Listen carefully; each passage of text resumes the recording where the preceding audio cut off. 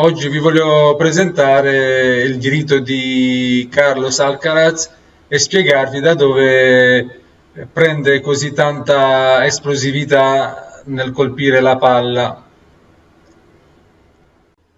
Allora, iniziamo con la fase di preparazione. Come tutti i giocatori del circuito, guardate un po' lo split step con il peso del corpo in avanti. Guardate il baricentro come sta in avanti, l'asse del corpo e il baricentro.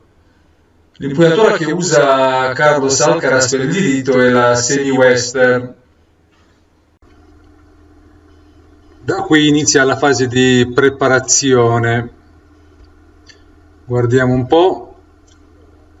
Già ha cominciato la preparazione U-turn.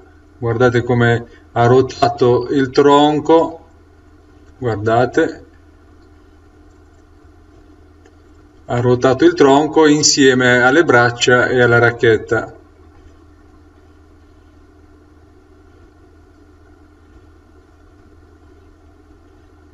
Guardiamo dall'altra prospettiva, guardate come si sposta con la mano non dominante su quella racchetta.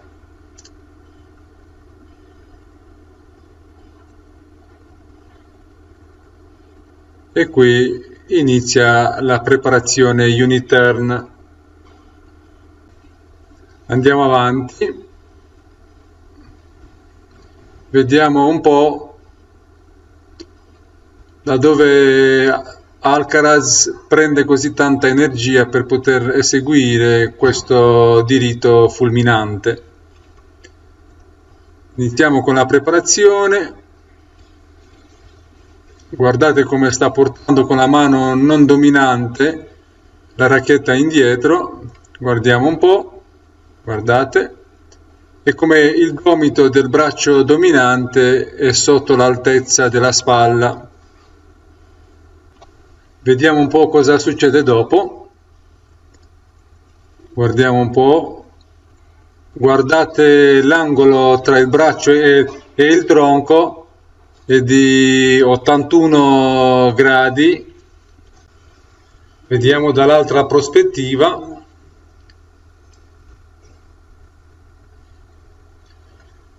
Guardate.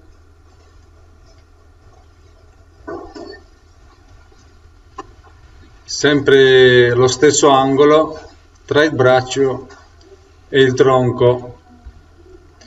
Quest'angolo li darà più in là, durante la fase di accelerazione, una potenza esponenziale. Andiamo avanti, vediamo cosa succede dopo.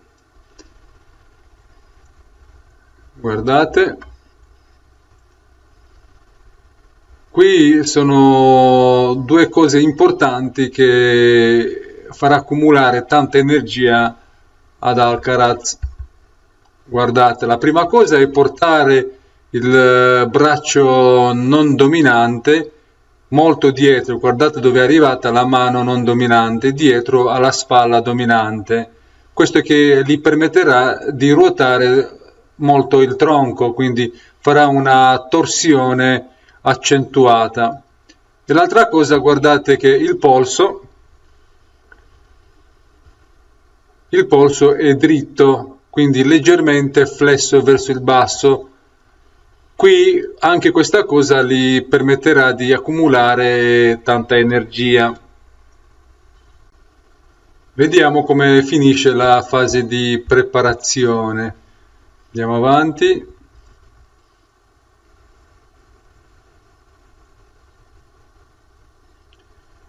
Guardiamo un po'. In questo colpo lui colpirà in semi-open stance, guardate, con l'appoggio sulla gamba destra. Guardate quanto ha piegato la gamba destra, la gamba dominante, quanto è flessa, da dove risulterà un cumulo di energie nella fase di accelerazione. Vediamo il braccio non dominante, il braccio sinistro, che è disteso lateralmente quasi un po' indietro e sempre leggermente piegato. Il braccio dominante invece è sempre piegato, però molto leggermente. Guardiamo anche la testa a racchetta, guardate qui, come è in avanti verso l'alto, col piatto corde non tanto indietro, quindi siccome il piatto non è indietro, da qua risulta che il polso dominante è dritto, leggermente flesso verso il basso. Vediamo anche dall'altra prospettiva.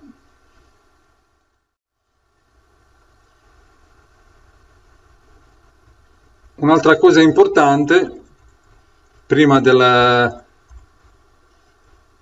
finale della preparazione, è il gomito che sta in linea con il tronco. Guardate pure qui, il polso si vede molto chiaro come non sta flesso verso l'alto, ma sta in linea con l'avambraccio. Andiamo avanti, vediamo cosa succede dopo.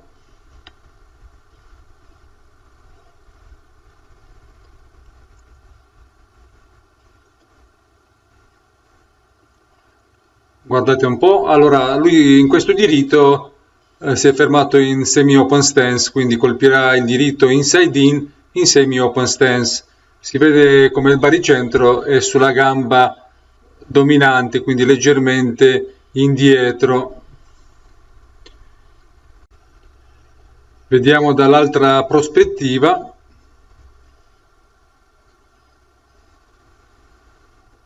Abbiamo visto come le braccia sono leggermente piegate, il baricentro è indietro sulla gamba dominante, la gamba dominante che è molto carica. In questa fase qui finisce la preparazione e comincerà la fase della caduta della testa a racchetta. Guardiamo un po'. Guardate qui, in questa fase qui, molto prima dell'impatto con la palla, nella prima fase della caduta della testa a racchetta, il braccio si è quasi disteso ed è disteso a 160 gradi e il gomito non dominante comincia ad andare indietro, ad arretrare, facilitando la rotazione del tronco. Vediamo dopo, guardiamo un po'. Guardate come il braccio dominante si è esteso al massimo, già molto prima dell'impatto con la palla. La testa a racchetta, come si vede qui, è scesa sotto l'altezza della mano tramite una rotazione esterna dell'assetto braccio, avambraccio, polso, quindi tutto il braccio si è rotato all'esterno. Andiamo avanti.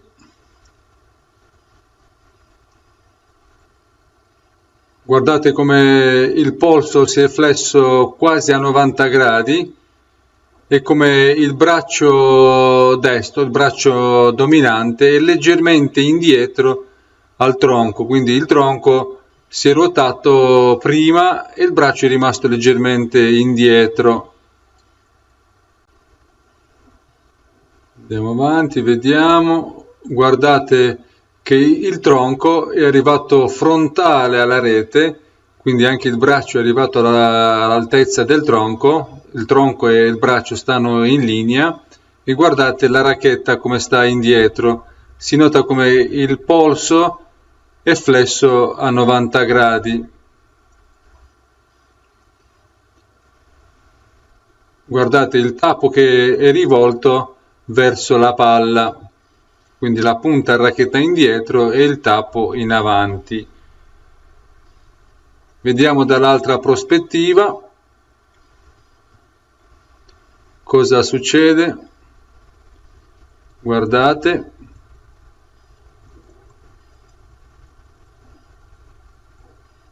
Guardate come il polso si è flesso ad un angolo retto quasi 90 gradi, vedete qui. E un'altra cosa importante, il gomito non dominante, il gomito sinistro, è andato indietro e adesso sta in linea con il tronco per favorire la rotazione del tronco.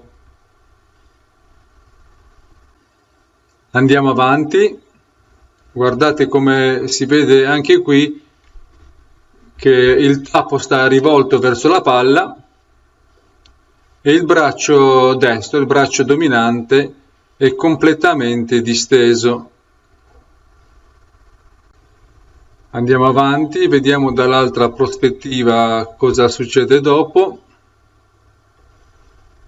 Guardiamo un po', guardate come la testa in racchetta sta ancora molto indietro, il polso è piegato ad angolo retto ed è flesso e si vede come la mano adesso sta leggermente indietro e dopo l'impatto arriverà in linea con il braccio, vedremo dopo. Qua inizia la salita della testa in racchetta, vedremo man mano che andiamo avanti, grazie alla rotazione interna del braccio e del polso. Prima, nella fase della caduta della testa in racchetta, abbiamo avuto una rotazione esterna, adesso avremo una rotazione interna del braccio e il polso.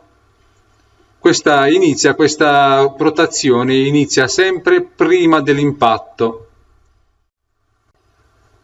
Vediamo cosa succede, guardate l'impatto con la palla sempre davanti al tronco, col braccio destro sempre disteso, quindi da quando è caduta la testa in racchetta, nella fase della caduta della testa in racchetta, il braccio è rimasto sempre disteso. L'impatto in avanti, vediamo dopo, e guardate la racchetta come sta salendo. Il braccio è rimasto sempre dritto. Qua finisce la rotazione interna del braccio, che rimane sempre completamente disteso, e guardate la mano come sta in linea con l'avambraccio-braccio. Vediamo dall'altra prospettiva. Guardate.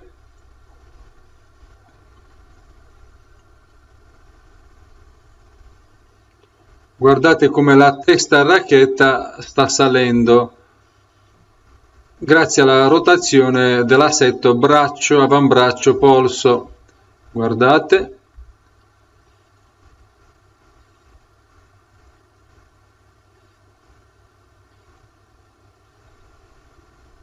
Qua si vede meglio come il polso, la mano, sta in linea con il braccio.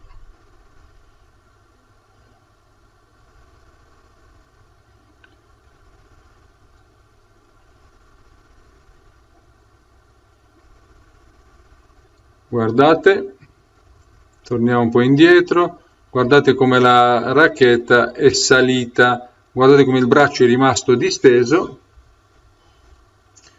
Guardate qui come il polso comincia a flettersi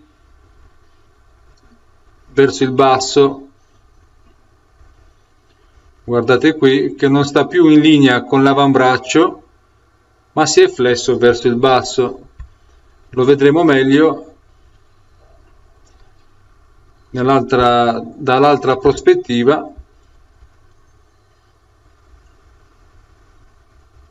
Guardate qui come il polso, guardate come il polso si è flesso verso il basso, quindi Alcaraz accumula tanta energia da tutte le parti del corpo, quindi da tutta la catena cinetica, dalle gambe al polso. Vediamo il finale, guardate un po',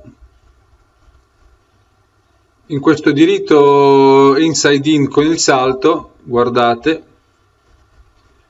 l'atterraggio è sulla gamba non dominante, la gamba sinistra sua, e la racchetta finisce sopra la spalla perché il polso si è flesso come abbiamo visto prima, quasi subito dopo l'impatto con la palla.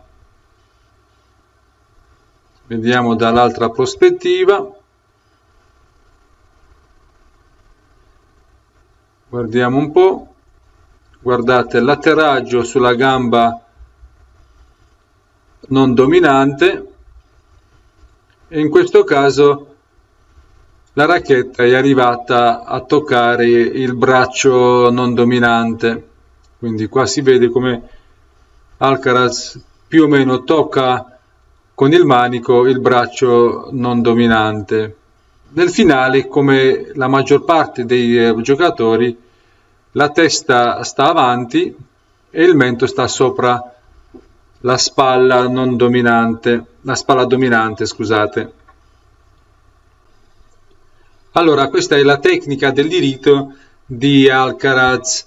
Come abbiamo visto in questa videoanalisi, i tre momenti chiavi sono la spinta delle gambe, la rotazione del tronco e la rotazione esterna e interna di tutto il braccio. Siccome il braccio si stende al massimo nella fase della caduta della testa a racchetta, insieme alla rotazione del tronco e alla spinta delle gambe, Alcaraz accumula tanta energia dal terreno che la trasmette sulla palla.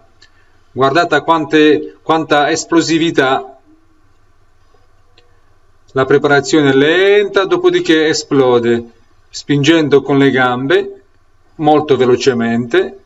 Questa spinta delle gambe favorisce la rotazione del tronco, che sarà sempre veloce, che muoverà sempre molto veloce il braccio, e alla fine arriva la rotazione esterna e interna durante la fase di accelerazione.